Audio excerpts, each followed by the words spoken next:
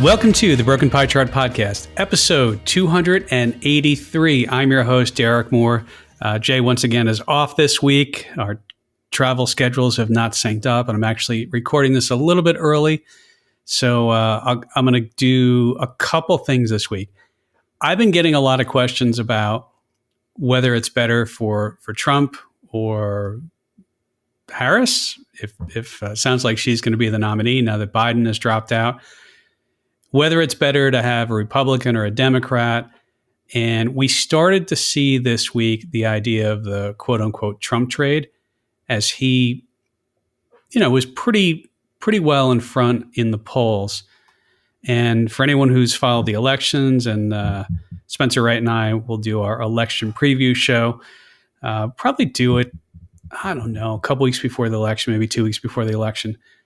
But if you follow politics at all and understand how the Electoral College works, basically, the path for Trump right now is if he wins Pennsylvania, and you sort of assume he wins Georgia, North Carolina, there's assumptions made on who's ahead. Like you assume if it's Harris, she's going to win New York and in California. So if you make those assumptions, basically if Trump wins Pennsylvania, it's over. He gets the 270 electoral votes, 270 to win. If he loses that and Harris wins, Harris has a better probability of winning. And I believe Trump could win Nevada, Arizona. I think he's got to have Michigan. So it's a little bit of a harder path. So really, the election comes down to just a few key states right now, because you sort of assume, like Wyoming's going to be Republican. What did I say? Washington State is going to be Democrat. Just kind of the way things go. I will tell you that although there are polls with a Trump versus Harris matchup, those are, she wasn't the candidate, so you really can't look at those too much. All right, I'm not going to do too much politics, but the question comes up: what am I better off with? And it's interesting because some people say, if the Republicans control all three houses, watch out for the markets, and other people say if the Democrats control all three markets, or all three President, Senate, and House, watch out. The reality is, it doesn't matter in the long run. And if I look at this goes back, and I haven't updated this. I don't think I updated it at the midterms, but the Republicans, President, Senate, and House, going back, I think I went back like 96 or 98 years. That's happened 15 times. So yeah, right about 100 years. So about 15% of the time. And the average annual return is 16%. All Democrats, all right, that's happened more, about 36% of the time. Average annual return, about 13%. So not too dissimilar, and you have more occurrence of one versus the other. And when you look and you say, well, are there other constructs that I'm not going to go through all of this, but the one that I didn't see has happened in the last 100 years is a Democratic president, a Republican Senate, and a Democratic House. Has not happened. Of the ones that have happened the least, only 2 times. Republican president, Democratic Senate, and Republican House. Only 2 times. Actually, the average annual return is minus 17%. But that was during George W. Bush's second term, I think, when you had 2008 in there. Or, that might have been 9/11. I'd have to look. But I bring this up because it just comes up more and more. We'll have more to say about this, and I'll do a little more analytics on sort of the average annual returns when one party is in power versus the other.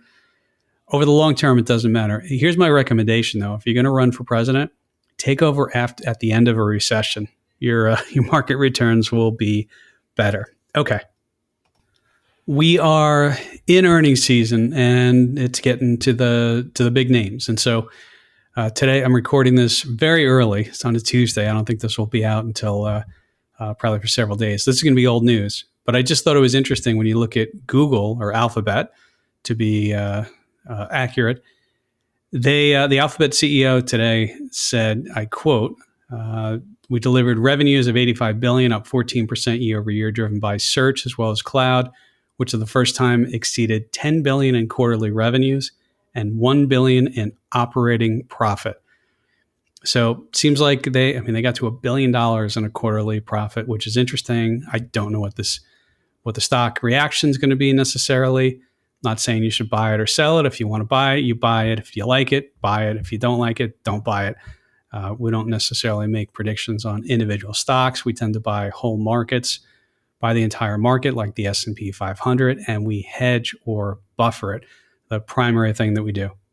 The other nugget that came out of the Alphabet/Google call or their release was their CapEx. And CapEx stands for capital expenditures. It was the highest share of revenue since Q3 of 2019, according to Bespoke. Management says that they are innovating in every layer of the AI stack. So we continue to see this, and I think we've seen things written before about how the CapEx spending has been increased due to AI, and these sort of earnings announcements continue that. Something else that we touched on, a couple weeks ago, was the idea that the market has been in a relatively small range, one day to another. Meb Faber had put something out. U.S. stocks have been chill in 2024, the daily returns S&P 500 index by year. So imagine you can't see this, but it's a bunch of scatter plots. And it notes that the last time the S&P fell greater than 2% in a day was February 21st of 2023. So it's been quite a while. And there's only been one day so far this year that stocks have moved more than 2%. Stocks have moved more than 2%. So, if you look at this and if you could see what I'm seeing, it's really interesting. And Meb Faber made the point that there's a lot of investors uncertain about this volatile market. But then he kind of shows the chart and says, look, it actually hasn't been very volatile. And we've seen this. We've seen, we know recently, the semiconductors and some other things, and even the S&P 500 came off its all-time high. But we have not seen those days where, especially not, more than 2%. If you go back to 2022, there were a number of days where the markets fell less than or more than 2%. Stocks actually went up 5.5%. I'm quoting this from Meb Faber's piece here. After low inflation report, that was November 10th of 2022, 5.5% S&P 500 in a day. You look at 2021, pretty unvolatile. I think that's the right way to say that. In 2020, obviously, we had all sorts of volatility, everything from greater than 12%, 10% down moves to up, I think, 9% or close to 10% as well. So it is one of those things. And sometimes, and this ties back into the idea of, hey, there's going to be a lot of volatility with the election. So far, we haven't seen it. We do see it in the options market. We see it in the options chain, especially with the VIX. You see the October, November contracts have a higher expectation of VIX. What that means is that if you were buying an option, you say, hey, I think it's going to be volatile around the election. You're buying an option on a VIX future that's already higher. It's already sort of pricing that in. So that's why we say be careful if you're going to trade VIX options. Not something I necessarily recommend for the faint of heart, because you have to be right. You have to pick the right option. You have to get the right timing. There's a lot of things that have to go right there. All right. Last week, we talked a little bit about looking at something like the Vanguard Extended Markets ETF, which is kind of like, if you think about the highest weighted or the largest 2,000 companies, you take the S&P 500 companies out and you have the next 1,500. You look at that has outperformed the S&P since the S&P has come off its all-time high. You also look at something like the Equal Weight RSP ETF. That's equal weighted, meaning instead of the S&P 500, which weights the largest companies the most. So that's why you hear all the talk about, there's 20% or close to 20% in the top 4 or 5 companies. What we've been seeing recently is a little bit of, below the surface, some catching up. We saw that with small caps. Urian Timmer over at Fidelity put out a note, and he said, so far the rotation has been swift and has mostly happened at the expense of the headline indices. With the S&P down 2.3 since the CPI release, while the Russell 2000 is up 6.5, it remains an open question as to whether the market can broaden and go up at the same time. Says, while the Fed pivot is now in sight for September, the rest of the market is finally catching up to this now 645-day-old bull market. Whether it lasts is an open question. I'm reading from Urian Timmer still, but the combination of lower rates and higher earnings has to be a good thing for most stocks. My guess is that this one will have staying power as the relative performance of the Russell 2000 shows. It's early days still. So that's kind of a different view. No, I shouldn't say Urian Timmer is sort of, on to what I think you're seeing a lot of people talking about now. And it's this idea, the open question was, hey, we have these stocks that are just driving things. It's the FANG stocks, it's the Mag 7 stocks. But we are seeing, and case in point is the Russell 2000 stocks, the small cap stocks, getting a bid. And I've said this before as well.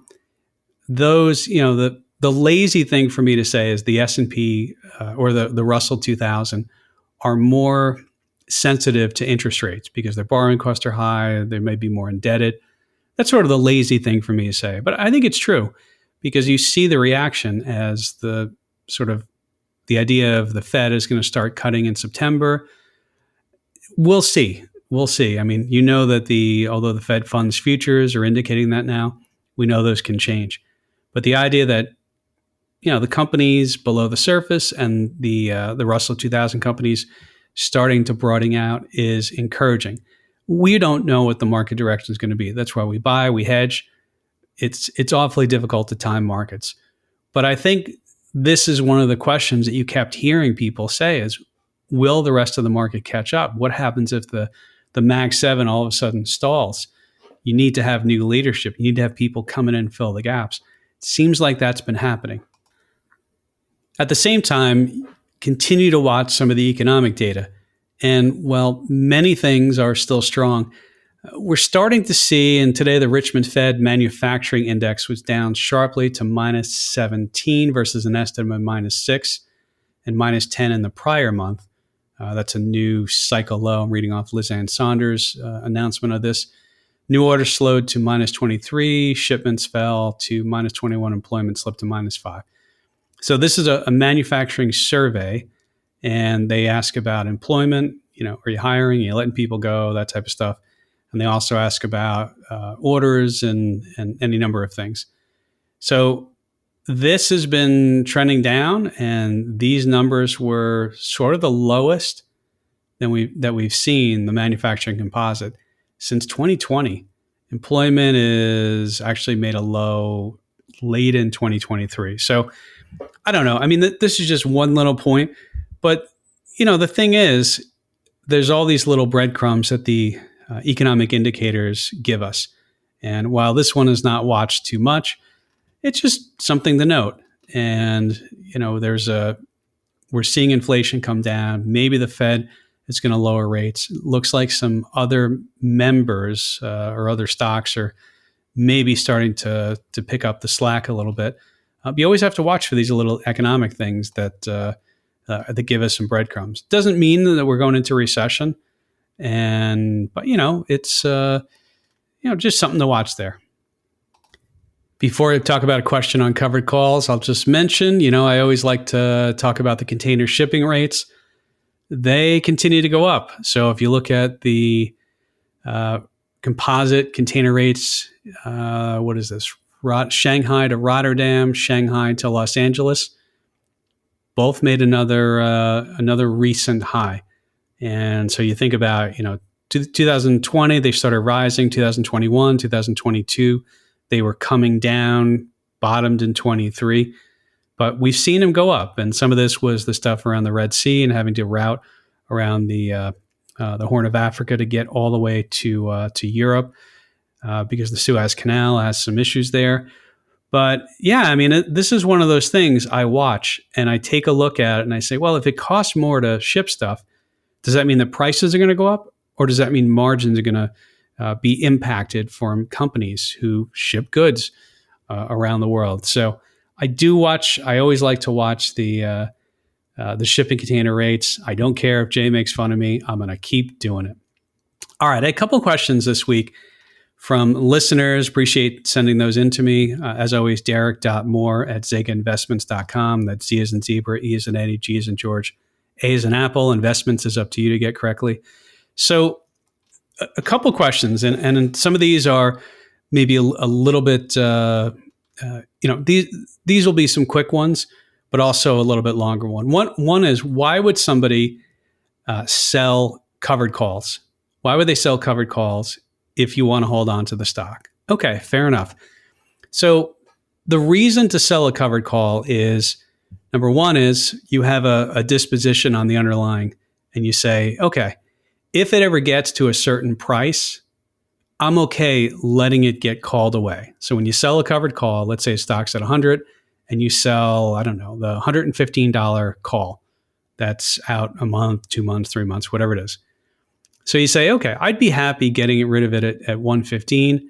Let me sell a call, which gives somebody else the right to take my stock at 115 at the strike price, and I'll get paid a premium to do that. So I generate a little bit of, we'll call it income, or I'll get paid to quasi place a limit order. Now, the careful thing there is, just because the stock goes above, let's say in my example, 115, it doesn't mean it's going to stay there, as opposed to just placing a limit order and saying, hey, if it gets to 115, sell my stock. It's possible before expiration date, goes above 115, comes back down, and you still own the stock.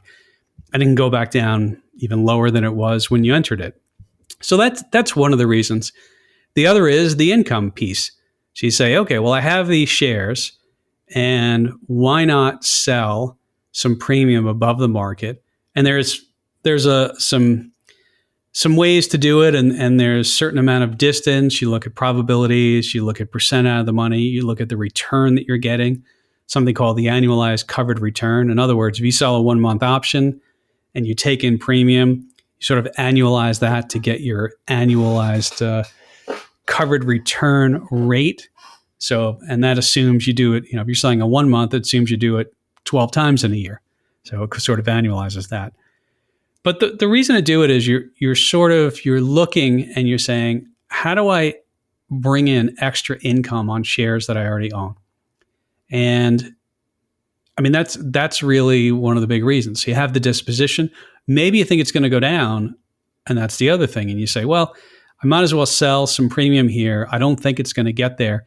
So while the stock meanders or goes down, I'll generate some premium income there. The other thing is you say, well, I think I'm putting it far enough away at a good probability. I'm getting a good return and all these types of things. And we do this for clients, by the way, and hit me up at derek.moore@zegainvestments.com. We see this a lot on concentrated stock positions. So concentrated stock position is where somebody has a lot of one company in their account. Often they may be former executives for a company who got stock as part of their compensation. They have a very, very low cost basis. And the challenge there is if they could sell the shares and diversify, something they probably know they should do. But if they do that, they'll have a big tax bill. So one of the things we do is we look at generating income. We're selling covered calls, and that may be the only thing we do. The other thing we can do is take some of the premium we receive and buy puts below the market to protect, or buy a put spread. And that's called a collar, and you sort of collar it up, meaning, sell a call, use that to finance the purchase of a put. And a lot of times we'll buy a put spread because you don't need to be hedged all the way to zero. But I've gotten a lot of questions recently on the idea of covered calls. There are some ETFs out there that sell short-term covered calls. And those are looking to, the main focus there is high income, high dividends, right? But what I'm talking about is just somebody who owns stock and is looking to generate some extra income. So There's any number of ways to do it. The other thing I get asked a lot about is if my stock goes, let's say I sell a covered call and it goes in the money, meaning my stock was at 100, it rode up to, let's say, 117, and I'm short the 115 calls. Does it automatically get called away? No, it doesn't. It doesn't. And part of the reason why that is because there's a lot of time premium. You can get called away early, but often in theory, the person who owns that option is not going to exercise unless they would just sell it if they want to take a profit rather than exercise because they'd lose their own time premium. A couple of things there. All right. The other question I got was, how do I know who's on the other side of my trade? So if I sell a call or if I buy a call, or if I buy a put or sell a put, is the person on the other side of the trade, does it impact what they think? Am I actually, hey, I buy a call and somebody is directly on the other side of it? Yeah, I mean, in theory, there's buyers and sellers get matched up. But you never know what their motivation is on the other side. So you might be selling a covered call and somebody might be buying that call. And you might say, well, they want the stock to go up. Well, maybe they're short stock and that call is a part of a hedge to hedge the stock from going up. Because if you're short, you lose money when it goes up. So you might buy a call to hedge the upside. Or that call they could be buying a call, but they could be buying a call to close. So they might have been short a call and they buy a call to close, and you just sort of get matched up on that side. More often than not, though, you think about, well, there's market makers, and market makers are, as you're buying, they have to make markets. So if nobody else wants to sell to you or buy from you, the market makers step in there. And market makers generally don't want to have net long or short positions. They want to be hedged. And so we've given this example before. If you sell a covered call, if it's a market maker on the other side, they're going to be long a call. Okay, well, how would they hedge that? Well, they might short stock. And if it's an at the money 50 delta, they have to short 50 shares of stock, depending upon the number of contracts, right? 1 times 100 generally is the deliverable. But my point of bringing this up is I wouldn't necessarily get hung up on who is on the other side of my trades. Could be anybody, and you never know why they are buying or why they are selling. You might be buying a call and somebody's selling a call, but it could be as part of a spread. They could be buying another call and selling the call higher, and they're actually bullish and you're bullish too. So I wouldn't look too much at thinking about, well, will I get assigned, or will somebody, trade with me if they don't think the stock's going to go up? Don't think about it that way. When you're trading, you have no idea who's necessarily going to be on the other side of your trades, and it could be a market maker. All right, so hopefully that helps out. All right, I'll do one more. This question came in: why do options get more expensive around earnings? Okay, options are priced based upon the expected future move. So you can imagine if there was such a stock, completely fictitious stock, made up stock, Consolidated Dryer Lint. All right. I hope there's not a company that's called that, but totally made up company. You think, well, what do they do? I don't even know what they do. What do they do? Go around, collect dryer lint and sell it? Who would buy dryer lint? I don't know. So maybe they take it and they bring it to the landfill for you. I don't know. This totally made up company. But my point of bringing it up is you'd think, it's not going to be very volatile. I don't imagine they make much money. If they do, their revenues are probably pretty stagnant. So it's this idea that stock is not expected to really move. Compare that to Supermicro Computer or NVIDIA or Tesla or any of these companies that are, or GameStop. GameStop has huge volatility. AMC. So the more volatile an underlying stock or a market, it could be a market as well, is expected to move. Well, if you want to take a position on that future movement is priced in, meaning let's say Consolidated Dryer Lint is, I don't know why I keep going, it's $100. Well, the 105 call might be like pennies because it never moves. But if you're buying a 5% out of the money on a very, very volatile stock, on an option on a very volatile stock, that's going to be priced much higher. Why? Because there's a higher probability it's going to get to going to move 5% than something that's not expected to. Back to the original question on earnings.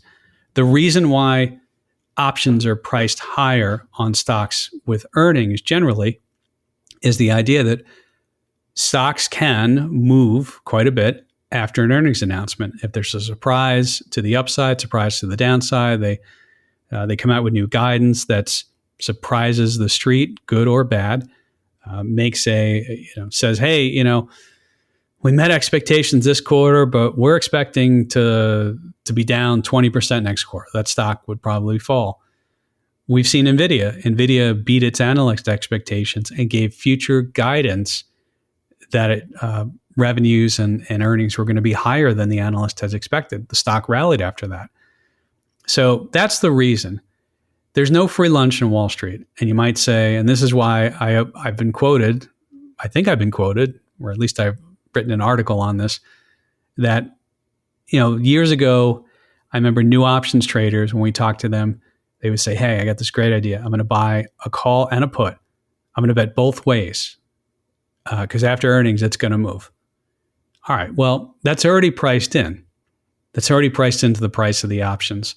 So sometimes one who's going, betting on both sides of the market, thinking there's going to be a big move, already priced in. So those buying those would only, in theory, make money if the stock moved more than the implied volatility suggested in the options market. And you actually could get the move you thought you'd get, but volatility comes way down and maybe the move wasn't quite as high as the option market priced in. And you could be right, but still lose on direction. So, all right. Anyway, took a couple of those. Appreciate the questions. Derek.moore@zegainvestments.com. And we'll kind of keep it short here. Hopefully, Jay and I are back together next week. I know people miss the banter. And quite frankly, I get tired of talking to myself for 27 minutes. But I did want to show up, and I do want to keep doing these, even if one of us is not on. And send your questions. Appreciate everybody listening, and we'll talk to you soon.